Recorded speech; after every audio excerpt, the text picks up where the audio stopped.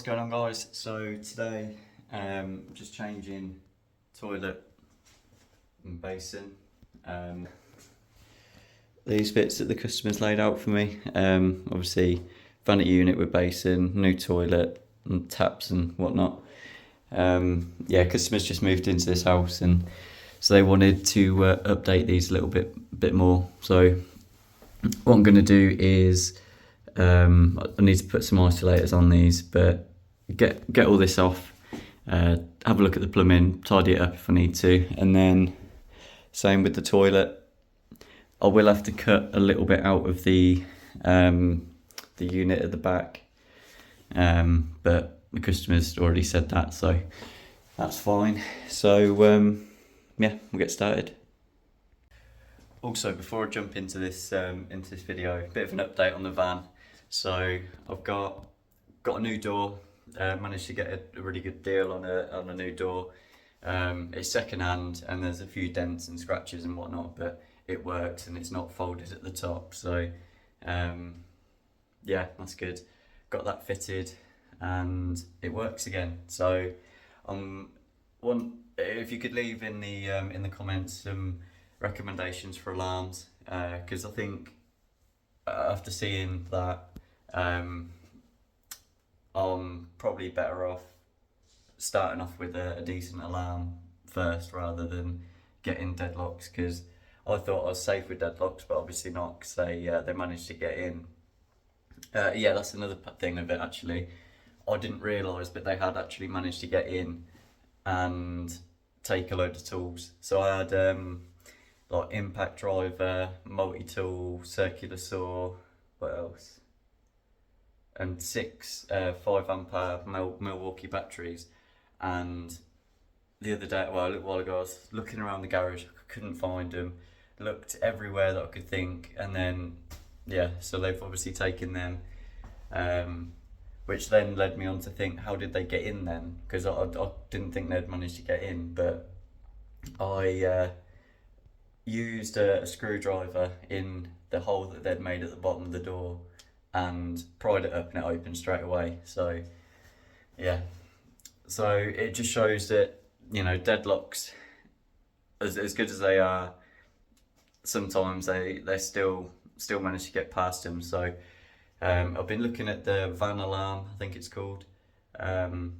Mark did a bit of a review on it, but I'm just looking for recommendations for different alarms and stuff now, because I need to beef up the security. So right, enough of that, on with the video. Right, so I've got the water off and just draining out of these taps now.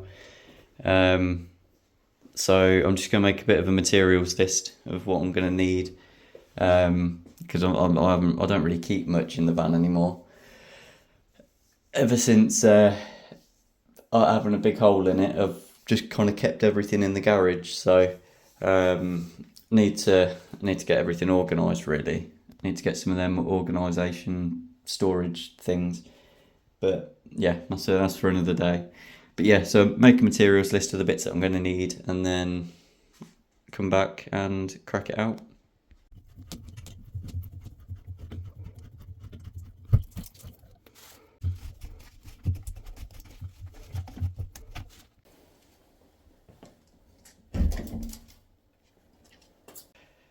Right, so we've got the old basin out. What I'm going to have to do is trim the pipes sort of just before the T, because where these come out the wall on that is just below the part there. So I'm going to have to basically just come below that part, go into the unit, and then I can do what I need to do inside. So we'll get these bits off, get the waste out, and offer the new one in, trim the bottom corner, and should be good to go. Right, so now I've got those bits out, I'm just offering it up, just so I can see sort of where I need to cut.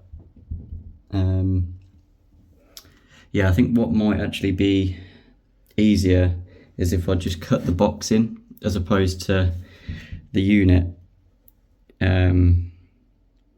I think that might be a better way of doing it, because I mean that is a little bit too tall for the bottom of this unit anyway.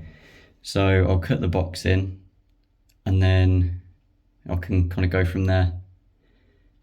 But I'll get it leveled first, get it center of the wall, and then yeah. So I've got my little mark there, so just going to cut straight down and then straight across, and then take all this lot out.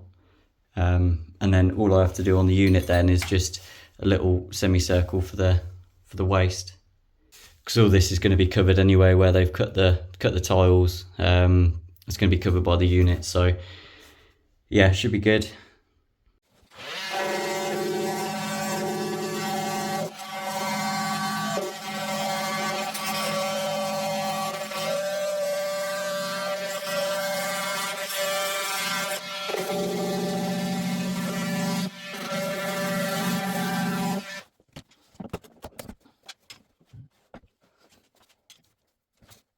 Right, so we've got that cut out, so now I can offer the unit in and just trim around the waist where I need to, and the skirting board. Probably cut the skirting board as well, actually. Sorry for the noise, there's a truck outside. But so I've got my holes drilled for the brackets for the unit, and then because it's just plasterboard, I'm just going to use some of these wall anchors. I've got the tool and everything, so I'll get them in, and then I've done the waist. It's push fit there, so I've had to put a mechanical coupling and then onto solvent. Obviously it's not going to be like that, it's going to be more like that, but just wanted to take the bracket off the wall so I could get the fitting done up nicely, and then yeah, so I'll put the brackets on, I'll offer the unit up, and then I'll just need to cut a couple of semicircles out of the drawers. But yeah. Right, so we got the unit all in now. Just gonna have a bit of a tidy up. It's a bit messy in here, so have a bit of a tidy up, and then I can get the rest of the basin done. Right, so this is the basin. We've got a grower tap, so it means it's got the 3/8 connections on the flexi, so got a couple of them ready for it. Got the click waist, and then we can put that together and then put it on the worktop or the unit, and then get it all piped up.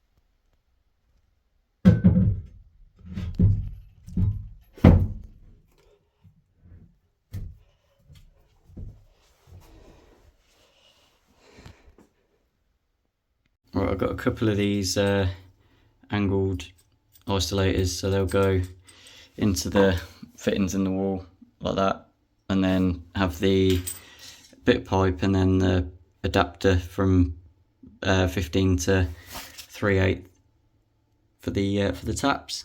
So we'll get that on. Right, so that is the waist all done, and pipes, the hot and cold. So get the so that's done. Gonna get the toilet out, and then work out what I'm gonna do with the isolator, if I need to change it or whatever, and then I can get the water back on, and then give that a test. Got some of these little finger screwdriver type things that come in a set of the flathead, Phillips head, and just an extension piece, but they're really handy for getting into little areas where you can't quite get a screwdriver.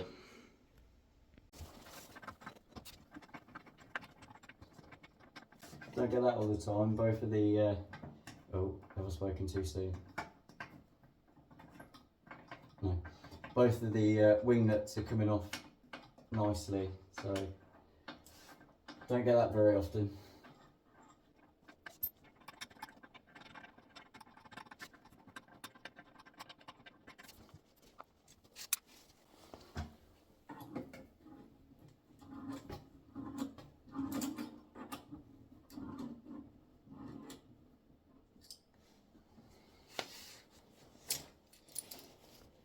Even both of the screws in the bottom of the toilet came out nice as well.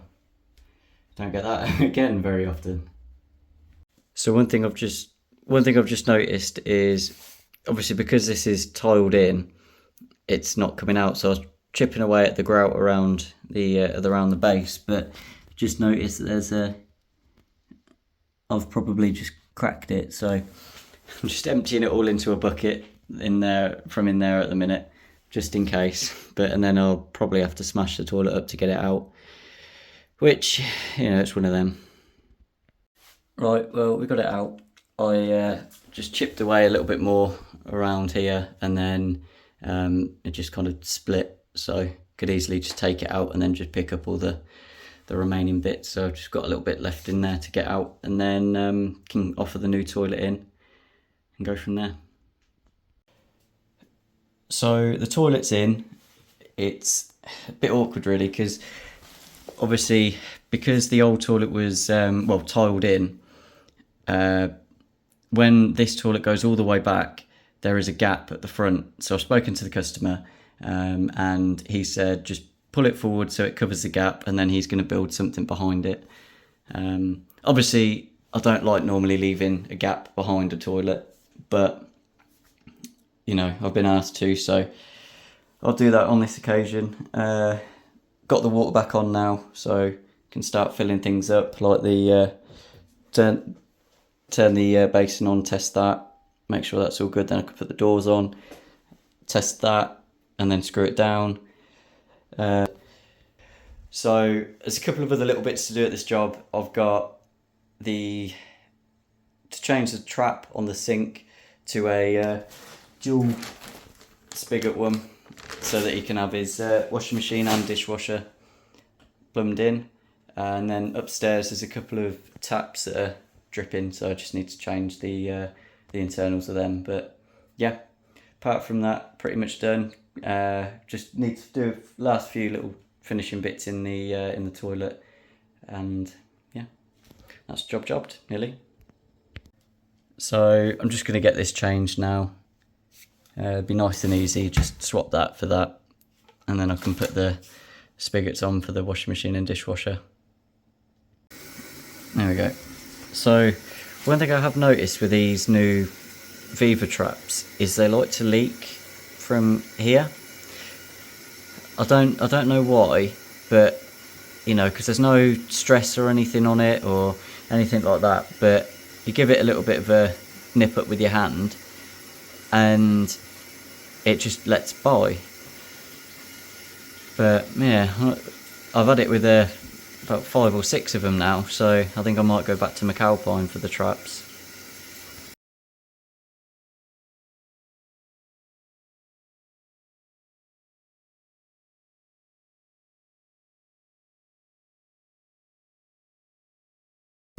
Thanks for watching this week's video. I know it wasn't really a lot, it was just me fitting a toilet and a basin, but I did have some more clips of some more work, but it was basically the same again. It was changing a toilet for a comfort height one. So yeah, that's it for this week. I've got a bathroom that will be, well, the first part will be out next week. So yeah, really trying to get back into the swing of things. I know I've said this a million times, but yeah. Right, thanks for watching. Like, comment, subscribe, and I'll see you in the next one.